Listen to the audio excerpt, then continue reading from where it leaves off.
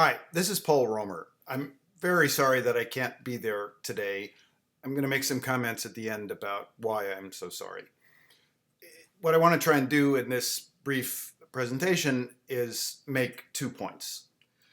The first is that science, including social science, needs maintenance, and that what you're engaged in at BITS is partly this maintenance activity. But there's a second meta point, which is that social science can guide this maintenance effort because it helps us understand the operation of science and helps us think about how we can improve it. Now, to set the stage for this, the classical way of thinking about science is from the perspective of epistemology, where it's a game of a single player against nature. There's a true state of nature. The player tries to figure out what that true state is. There was a rejection of this kind of approach in roughly the 1970s, where people claimed, well, look, science is just a dynamic game and it's got multiple equilibria and there's no objective notion of truth. The reasonable position, of course, is what's referred to now as social epistemology, which is that there is a dynamic multiplayer game that is what we call, that science is a dynamic multiplayer game, but it is a game against nature, and the true state of nature is something that has meaning, and the true state of nature might influence the equilibrium that emerges from this multiplayer game, but it might not as well. This is one of the elements that was important that came out of this rejection. Now, we know how to think about games. We know that one of the first things you got to be very clear about is the preferences of the players. I think the right preferences for us to keep in mind are what I'd call extended preferences, where we recognize that people have a taste for punishment, the kind of, and then we implement the kind of punishments that you see in something like the Ultimatum game.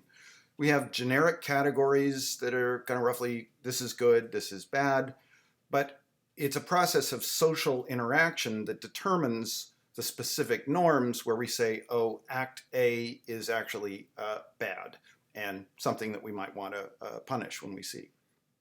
These norms evolve via cultural evolution, and part of the process of maintenance in science is not just the enforcement of the norms when we see something bad, but it's also our activity and participation in the process of trying to guide how these norms evolve. This problem of multiple equilibria is an important one, and we should recognize this. There's a philosopher of science named Bunge who proposed a taxonomy that I like, that distinguishes between groups of people who are engaged in activity, a cognitive field that he calls a type that he calls a belief field. So a religion or a pseudoscience could be an example of a belief field. A research field could include something like mathematics or basic and applied science, where arguably the true state of nature, which has some objective meaning, influences the conclusions that a group of people come to. So, as I said, maintenance involves both enforcing the rules. This is part of what it means to be a good science, but also helping to change the rules. And let me now turn to this in the context of transparency. I think we have an intuitive notion of what transparency means in empirical work. I think it's less clear what it means in theoretical work, but it's equally important there. And let me talk you through an instance where there was a kind of an open discussion about the transparency of a piece of theory, and then use that to suggest how modeling the game here could actually be helpful. So the example I want to refer to comes from the work of Piketty and his work with his co-author Zuckman as well. Equation 1 gives you a standard expression for the capital to gross output ratio as a function of the gross savings rate, the growth rate in the economy, and the depreciation rate. The mnemonic here is that gamma stands for gross.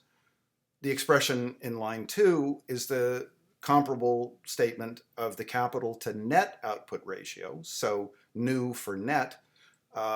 So that ratio is equal to the net savings rate divided by the growth rate. The striking result that Piketty and Zuckman pointed to was that if the growth rate falls to half its previous value, then the capital to net output ratio will double. Line 3 says that we could take, say, a fall from G to G star, which is a reduction by a half, so the ratio goes up by a factor of 2. That's, of course, the change in the ratio of the capital to net output ratio. We can break that factor of 2 change down into 3 pieces. The first piece is a 1.3 increase, which is the increase in the capital to gross output ratio. The second piece is the change in the gross savings rate that has to be present when you change the growth rate and you hold constant the net savings rate. So that gives you a factor of 1.4, and then there's a change in the ratio of the gross to net output ratio by a factor of 1.1. The concern that was expressed about the presentation by Piketty and Zuckman was that these second and third factors, in particular, and especially the large implied change in the gross savings rate when you hold the net savings rate constant and reduce the growth rate in the economy, that change and its importance for the calculation of the capital to output ratio was not transparent. It was not understood by some of the readers. But notice this is a statement not just about the text that Piketty and Zuckman wrote, but it's also a statement about the readers.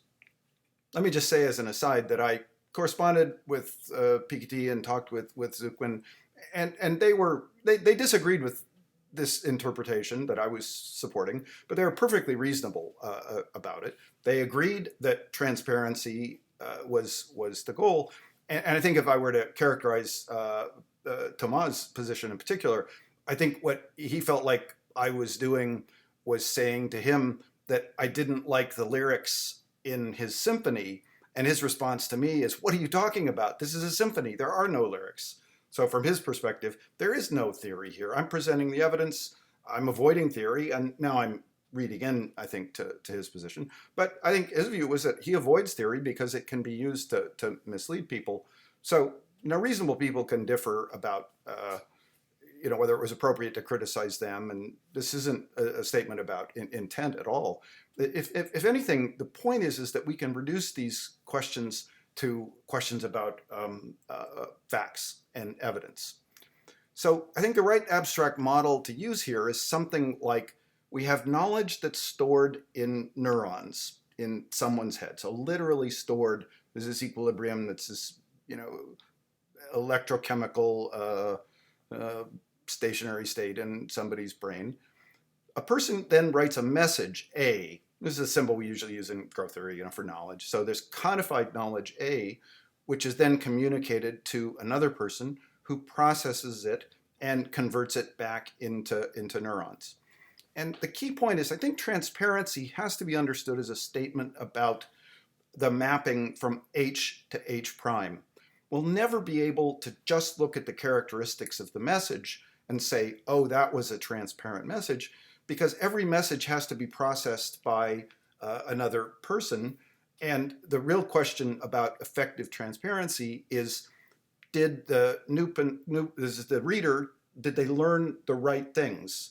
Is their human capital H prime aligned with what's true or what the sender understood?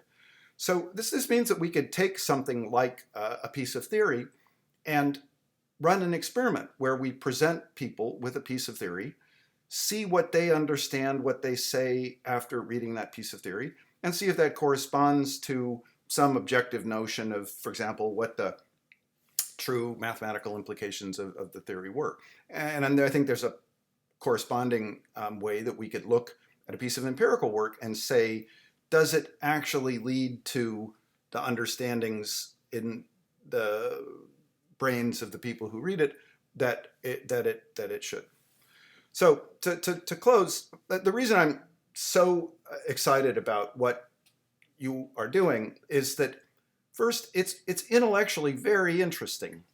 These are really deep and important questions that people have been thinking about for centuries, about how do we learn What's the social process of learning? How do we structure learning? How is learning in science different from learning in something like religion or pseudoscience? So they're both intellectually very interesting questions. They're questions that as economists we have tools that we can use. And finally, the practical policy question here, what can we do to make science better and to protect it, is of just overwhelming importance. Science is the most impressive human achievement, and it is something that we should all commit to understanding and then maintaining and helping to shape and guide its evolution. Thanks.